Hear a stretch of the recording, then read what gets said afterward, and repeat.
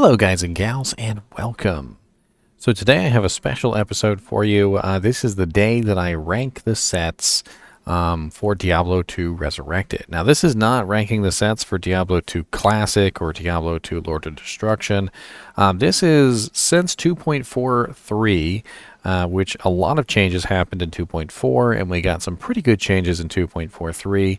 A lot of things have changed, gotten shaken up in the world of Diablo, and I do feel like ranking them again could definitely be fun. I am going to start with number 7, of course, because I like to be dramatic, and that is the Druid. I know you Druid fans out there absolutely love your Druid, and I've made some pretty amazing Druids myself, but hear me out as I talk about this, and maybe you will understand why I made Druid into the number 7 slot. Despite some of the amazing buffs that Druid has gotten over the past couple patches, including the ability to have a very nice Zoo Druid army, including very nice changes to the shape-shifting form, which has allowed not only the bear to come into the forefront, so to speak, but also enabled the shapeshifter druid to use more varied items than they could before, as well as an elemental tree which allows for both fire and ice, and the fire tree has seen some significant changes in the past couple patches. And you might be asking, well, if they've gotten all these buffs, why are they still dead last?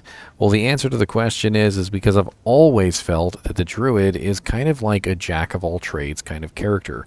They kind of do everything, but they're kind of not the best at everything. I mean, they have a decent army, but their army is inferior to the Necromancer's army. They dish out some interesting elemental damage, but at the end of the day, their elemental damage is inferior to the Sorceresses. They have some interesting melee abilities, but at the end of the day, their melee abilities are inferior to the very skills that they seem to copy. Like, for instance, Fury is definitely a very similar ability to Zeal. It is just kind of like a straight-up copy of the Paladin's Zeal. We also have, other abilities like the Rabies ability, which is kind of like a Poison Nova-ish kind of a skill that doesn't really work as well as Poison Nova does, or as well as Plague Javelin does, for that matter. And then we have Fire Claws, which, although Fire Claws has definitely become a very interesting ability, it is still limited very heavily by the fact that it is, in fact, a fire damage ability. And there are so many, just so many fire damage immune monsters. All in all, I definitely think that the Druid is in a much better place than he was pre-2.4. However, I still feel like he deserves the number 7 spot on the list. Let's move on to the number 6 spot, which you probably won't like either, which is the Barbarian, or as I like to call it, the Barbarian. The Barbarian. Now, you might be asking why the Barbarian made it to the number 6th spot on the list. Certainly there are other classes that could fill this spot instead of the Barbarian. And while the Barbarian has seen some pretty interesting patch changes in the form of additional increased item find ability, the Grim Ward allowing them to do some very interesting things, as well as the finally getting able to, use their double throw ability properly, and fixes to some of their masteries like throwing mastery and blade mastery, which now includes daggers, including finally fixing Whirlwind so that it is viable. The reason why Barbarian made it to number 6 on the list is just simply because they just don't have the same kind of versatility that a lot of other characters have. If you play a Paladin, you can be a caster type, you can be a melee type, you can be a range type, you can do all sorts of amazing things. You can be an elemental damage type, and I find that with the Barbarian, you are very restricted to obviously the melee-orientated specifications.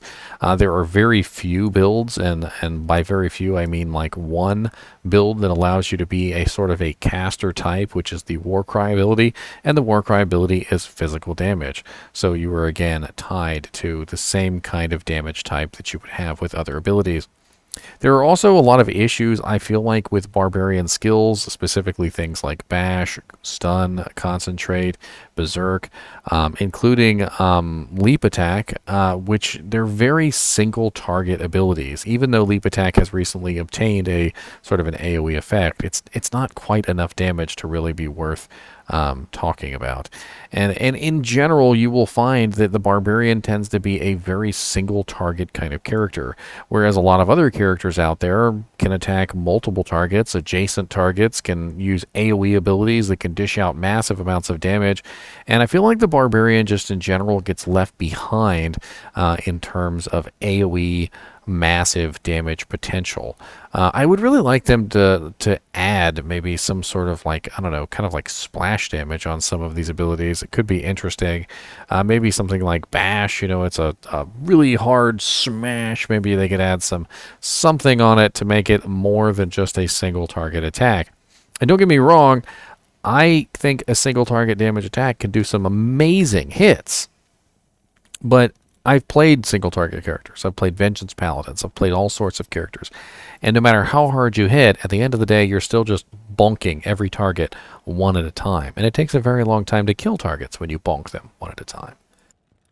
So despite all the buffs that Barbarian has seen, despite the fact that they have seen some very interesting changes like the Leap Attack AoE, the Whirlwind buff, which basically has made it finally usable, the very nice increase to the Double Throw, which has actually made it a viable build now, and including the added passives and fixed blade masteries and things like that, I still feel like Barbarian needs some work. They are not quite where they should be in terms of like overall effectiveness as a class. I feel like a lot of the builds or a lot of the skills on the Barbarian go relatively unused. You don't generally see a lot of Concentrate Barbarians. You don't generally see a lot of Stun Barbarians. You don't generally see a lot of Bash Barbarians. You don't generally see a lot of Double Swing Barbarians. Most Barbarians tend to gravitate toward a very few specific builds like Frenzy, Whirlwind, Berserk, and honestly, that's about it. Like, you don't really see a whole lot of Crybarbs, although Crybarbs have suddenly become a little bit more interesting than they were in the past. And to be honest with you, most Barbarians that I see these days tend to be find item Barbarians. And that's not exactly the kind of Barbarian that I would consider a like integral part of a group setting. I mean, you're not really helping the group as a find item Barbarian. Most of the time you're just kind of following behind and you're just clicking on bodies. And a lot of find item Barbarians don't share any of the items that they find. So again, you end up with a character who is relatively useless to the group and is more of a kind of a drag on resources than anything else. Now, granted, find item Barbarians can be extremely useful if they are in groups and they actually share their equipment, but it's not always the case. Moving on to the number 5 class on the list.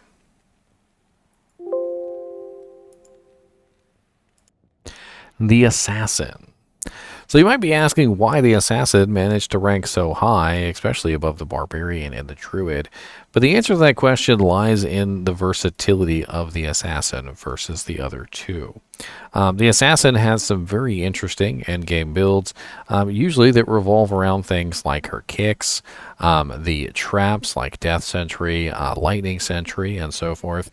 She also has some very versatile skills on her shadow tree, things like Mind Blast, Cloak of Shadows, her Shadow Warrior and Shadow Master, which both enable her to tank better, Venom, Fade, Burst of Speed, Claw Mastery. I mean, quite honestly, the character has seen some very interesting changes over the past couple patches. The Martial Arts tree in particular has seen some very interesting changes, and quite honestly, I have recently just finished leveling up an Assassin on the Martial Arts tree, so I have a lot of this fresh in my mind. And quite honestly, the Martial Arts tree is a very fun tree to play now. Whereas before, I probably would have ranked the assassin below the barbarian because of its lack of versatility. It was mainly just a trap assassin character, and most people didn't even play the martial arts side of the tree except for maybe to use some kicks, specifically for killing Ubers. And that's another thing to talk about, is the assassin is very good at killing Ubers with the kick skills, utilizing crushing blow, open wounds, and so forth. There are also some very interesting builds that you can make with an assassin, like Rift Sins, Voice of Reason assassins, and so forth and so on. So when you talk about an assassin, you definitely have a lot of varied, interesting things that you can do with assassins. Including utilizing the very amazing weapon block, which kind of puts the assassin in a class above a lot of other characters. There's only one other class in the game that has an ability similar, and that is the Amazon, that allows them to block spells and other such abilities if they're utilizing 2 claws. Now, this alone by itself puts the assassin in a very high class because it allows them to block things that other classes cannot. No matter how good the paladin's blocking is on his shield, he's not going to be able to block a spell. And the only 2 classes that can do that are the assassin and the Amazon. The assassin really kind of deserves the number 5 spot, although it's not really that high, specifically just because they have some very interesting and very useful builds involving things like the martial arts tree now, the trap tree, and one of my favorites, which I actually had a lot of fun with leveling up, was the Blade Sentinel, Blade Fury, and Blade Shield tree, which have recently gotten a buff. So most of the assassin's tree is actually extremely useful now. The blade tree is actually very nice. The lightning tree is very nice. And although the fire tree is kind of lackluster, we have an absolutely excellent shadow discipline tree along with a very, very nice martial arts tree now, which does make the assassin deserve the number 5 spot. Moving on to number 4 is a class that I think you'll agree deserves the number 4 spot. That's right, the Manazon, I mean Amazon gets the number 4 spot for classes in Diablo 2.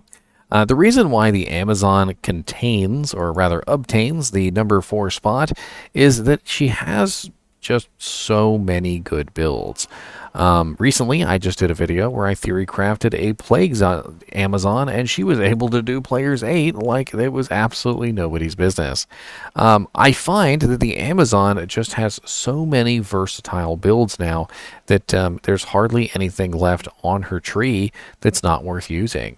Whether it is the Exploding Arrow tree, which is actually very good now, the Freezing Arrow tree, which is actually extremely good and always has been, but it's even better now. The Physical tree, which has seen some amazing buffs over the past couple patches, including synergy bonuses. The Passive and Magic tree, which can actually be extremely versatile all on its own, just so that you have like a freaking god tank Valkyrie that can just solo the game for you. And then the Javelin and Spear tree has seen some amazing changes, and a lot of skills that were useless on this tree before have now seen much, much better usage. The Poison and Plague Javelin are very useful now. The Lightning Fury skill was always useful. The Lightning Strike, Charge Strike, and Power Strike have seen some definite very good synergy change bonuses, which have made it even more versatile than it was before. And honestly, Fend and Impale have seen changes too that have made both of them extremely useful as an Amazon character. And in general now, there are very few skills on the Amazon which I would deem as useless. They have even done some tweaking to Inner Sight to increase its range, and also added additional effects to slow missiles to make it very interesting to utilize on your character. Quite honestly, as an Amazon these days, you have so many good choices to build your character, and so many of them are actually extremely good for no gear situations. You can build very easily a lightning Melee's-on, a Lightning Javazon, a Poison Javazon, and a Freezing Arrow or Exploding Arrows on with relatively no equipment. Now, granted, for the physical Zon, you do necessarily need a large amount of equipment, but the reason why Amazon made it to number 4 on this list is just because they have literally no build in their character, honestly, which is out of their range at this particular point. Even if you were to build a physical damage Zon, you could easily build Fire Arrow or Cold Arrow, which have had their mana cost reduced dramatically to make them more useful for physical damage Amazons, because that's the kind of character that would take advantage of these is physical damage Zons. There's really not much more to say about the Amazon. I think the Amazon deserves that number 4 spot. And we are going to move on to the number 3 character in Diablo 2 Resurrected. And that is the Sorceress. That's right. The Sorceress has made number 3. The Sorceress is an extremely versatile character that can obviously be used on a large number of builds, a large number of ways.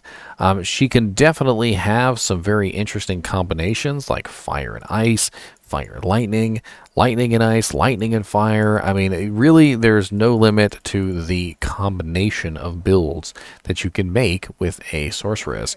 And the Sorceress does, of course, have the one skill in the game, which everybody seeks, which is teleport. Having teleport as a native ability certainly places her high on the list as far as my ranking goes. Now, why do I not rank her number 2 and why do I not rank her number 1? Well, the answer to that question lies in the Hell difficulty mode. In Hell difficulty, you will often find large numbers of immune monsters to 1 or 2 elements, sometimes even very closely 3 or 4 elements, depending on how their stats roll. And it is very difficult as a sorceress to be able to kill everything. And this, I feel like, is a detriment to the sorceress as a whole, because they often have trouble fighting specific monsters that are immune to the elements that they use. And I think it's important to really highlight this on the character. Yes, the character is a very amazing character with a large variety of skills, almost as good as a Swiss Army knife in terms of her effectiveness. But when it comes to a specific monster that is difficult to kill, oftentimes sorceresses will just simply skip them and move on to the next group because, well, they can't kill those particular monsters. And this comes down to the fact that when you build a fire sorceress and you run into a fire immune, or you build a lightning sorceress or run into a lightning immune, and so forth and so on, you often find yourself in situations where there are monsters that you cannot finish off. And I also place them lower on the list because sorceresses tend to have a lot of trouble when doing the Ubers. There are very specific builds that can do the Ubers, like the passive Amazon that uses the Pride polearm. But for the most part, you will often find that sorceresses tend to not be able to do Ubers, specifically because Ubers almost seem to be specifically designed to prevent sorceresses from being able to do them. You have to be very specifically geared, and you have to be very specifically set up to Ubers on a sorceress. I'm not saying it's impossible, but it is definitely one of the harder characters to perform that on. And that's really why the Sorceress made it to number 3, is because, yes, they are very versatile. Yes, they have the teleport ability. And yes, they can be set up in a wide variety of ways where most of their skills are extremely useful. However, they're not quite as useful as I would like them to be. The inability to defeat the Ubers and the inability to fight every monster that they come across really kind of drops them down on the list. Moving on to number 2 on the list is the Necromancer. Yes, I rated the Necromancer number 2 on the list, so sue me. When I explain myself, you might understand why I've rated the Necromancer number 2 on the list.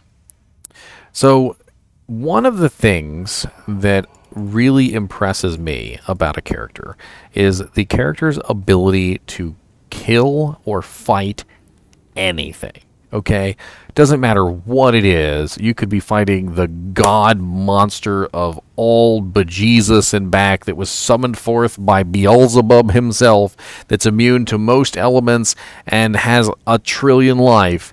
and the Necromancer can still kill it. And there are very few characters in the game that can kill anything that they come across with ease, and literally do it mostly naked. And the Necromancer is definitely one of those characters. There's a reason why I made my Necromancer at the beginning of Diablo 2 Resurrected and named him the Naked Mancer, because the Naked Mancer is literally something that you can do. You can literally build a Necromancer from the beginning, and you can literally put on whatever piece of crap equipment you have, cracked sashes and blue helmets with plus 10 energy. It doesn't matter. You can still make it all the way through to hell difficulty by yourself. You can also kill Ubers with Necromancers, and that is something that the Sorceress has a lot of trouble doing. So the fact that the Necromancer can literally kill anything and everything that they come across, depending on how they are built, they also have the ability to kill the Ubers, which the Sorceress does not, which is why I have really kind of placed the Necromancer above the Sorceress on that list. Now, this Necromancer has a lot of amazing builds. The Summon Tree is definitely a very fun one and allows the Necromancer to command an entire army at his disposal. The Poison and Bone Tree is absolutely excellent and can be utilized very well by a lot of different kind of builds that would incorporate minions or not incorporate minions. The Bone Spear Tree and the Bone Spirit Tree is an absolutely excellent tree that has magic damage as its primary form of attack and can definitely be very excellent to use to kill monsters. We also have an absolutely excellent plethora of curses that is literally a Swiss Army knife of effects that you can utilize at any given time to make your playthrough easier. Whether you are fighting gloams that need to be blinded, whether you are fighting fast monsters that need to be decrepified, whether you are fighting a monster that's immune to physical and you break them with amplified damage, or whether you need to provide life tap for your friends or group members. The Necromancer has a curse literally for like almost every single situation. And on top of that, they have one of the most overpowered skills in the game, which is Corpse Explosion. Corpse Explosion literally gives them the ability to kill just about any monster in the game with half physical and half fire, and the ability to break those resistances if needed. You can literally break the physical resistance or break the fire resistance in either situation as needed. The Necromancer just has so much going for it and so many very awesome and very cool builds. And plus, you can turn into a friggin' vampire. Who doesn't like to turn into a vampire and float around and shoot fireballs? Come on now. Moving on to number 1 on the list, which you should have guessed by now. That's right, the Paladin. A lot of you may have already guessed this, and you probably already thought this was going to be number 1 anyway, and the truth is it really is. When I go over the Paladin and talk about why the Paladin is the number 1 class in Diablo 2 Resurrected, you'll get an idea of why the Paladin is number 1 in Diablo 2 Resurrected.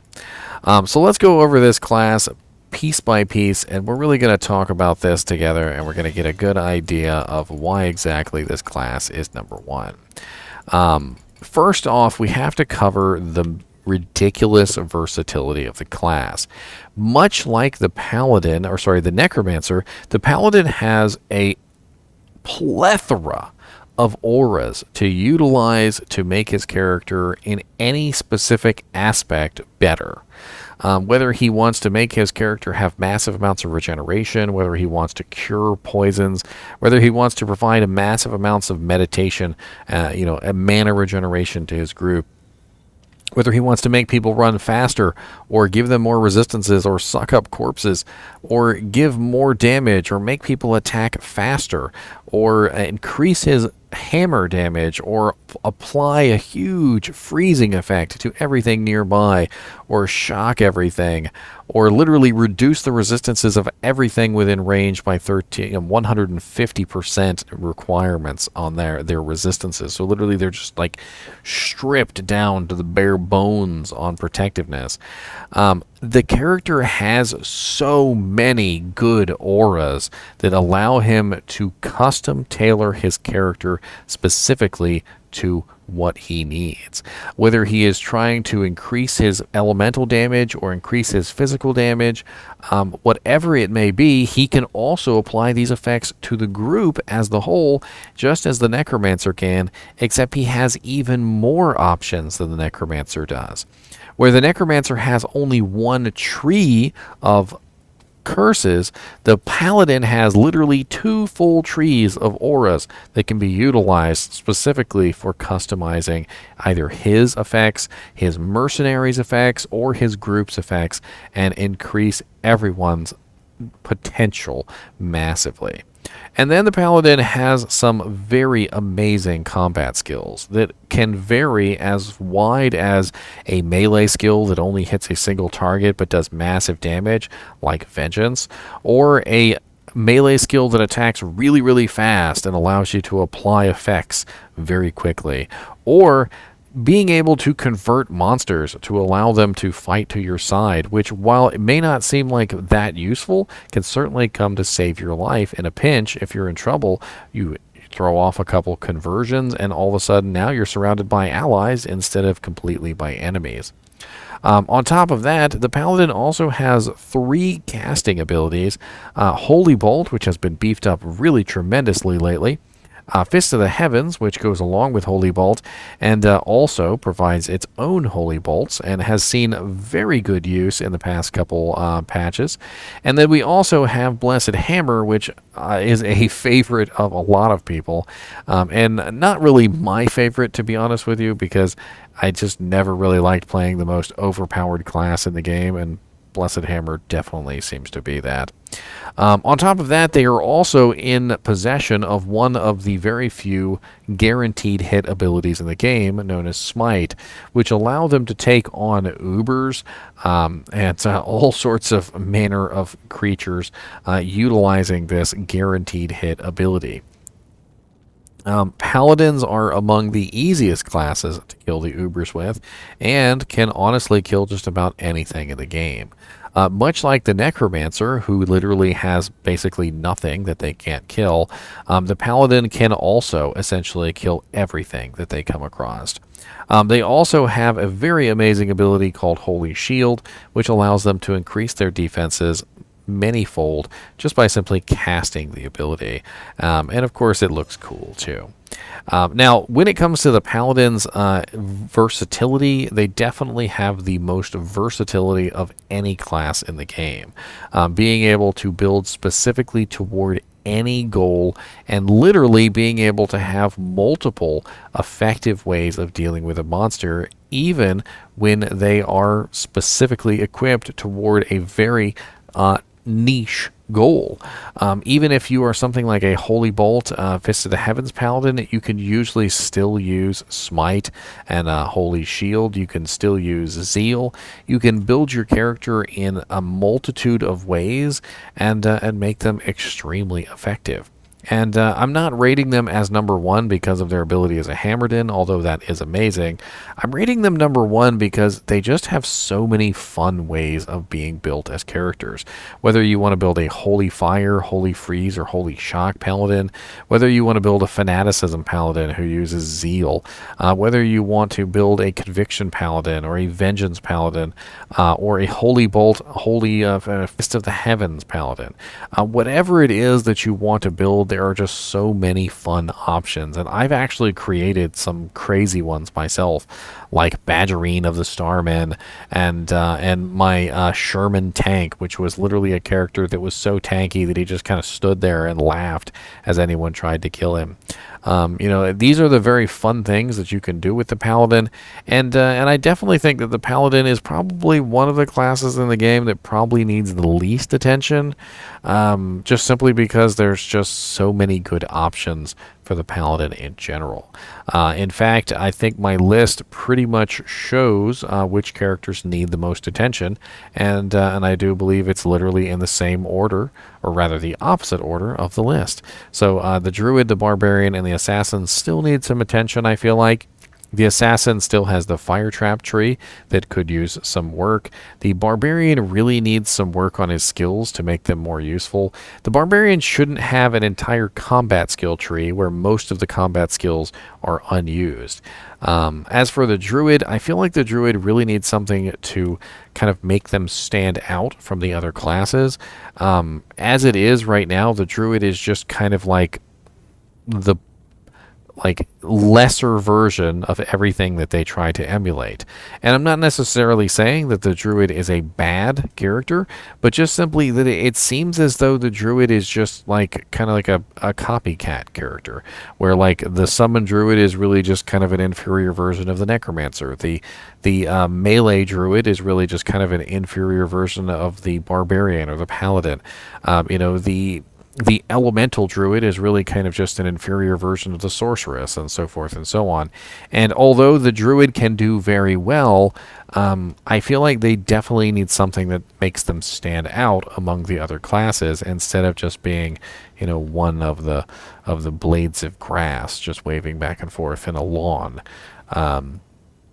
The assassin has many things that make them stand out as a character. The barbarian has many things that make them stand out as a character. So does the Amazon, the sorceress, the necromancer, and the paladin.